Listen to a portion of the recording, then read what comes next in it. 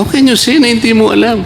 So pag sinabi mong hindi na compromise, opinion mo yun eh. Opinion mo. You are not in a position to tell us na hindi na compromise. Only time will tell.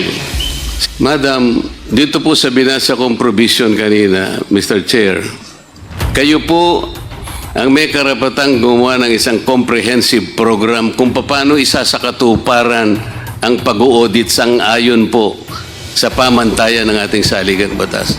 It cannot be delegated to any other agency. Nag-usap na tayo kanina. Yes po. What has been delegated can no longer be delegated. Yes. That is a principle of law. Yes po. Sa mga abogado pong nandito, alam po nila yun eh. Potestas delegata, non delegare potest. Nagkakaintindihan po tayo. Yes po. So effectively, you delegated the idea, the work that you should have been doing in the first place. I cannot blame this committee kasi hindi po nyo in-advise eh. Paano ngayon? Hindi po ba na-compromise yung independence ng Commission on Audit? You have to remember, the COA is an independent constitutional body. Yes, Mr. Chair. I believe there is no compromise naman Yun po, ang palagay mo. since yung audit procedures still belong with the Commission on Audit. Yun ang palagay mo. You're talking of procedures, pero compromise nga yung mga dokumentong gagamitin ninyo. Eh. Kasi binigay mo nga, sabi ko nga sa'yo, walang kasalanan ang committee ito sapagkat binigay mo without advising them. Sana man lang, sumulat ka man lang, and then the committee, malay mo, they have weighed their options. Baka sakaling hindi ganito nangyari. In this particular case, narinig mo kanina, nagsalita ang aming speaker. Sabi niya, let us strengthen the institution that uphold our democracy.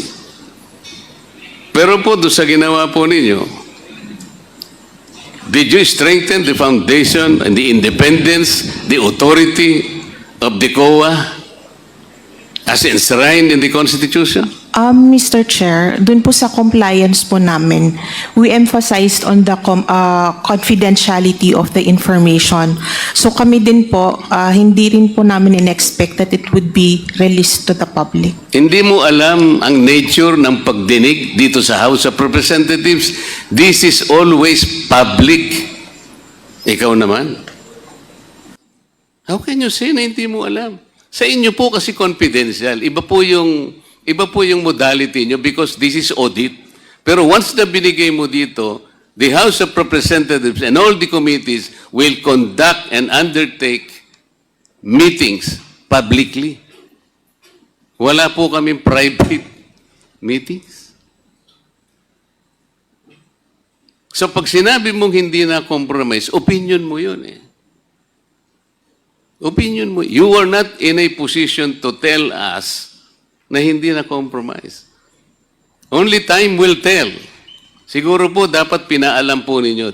The fact that you did not even inform the commission proper that there is a subpoena sent by the House, dapat sana ganun eh.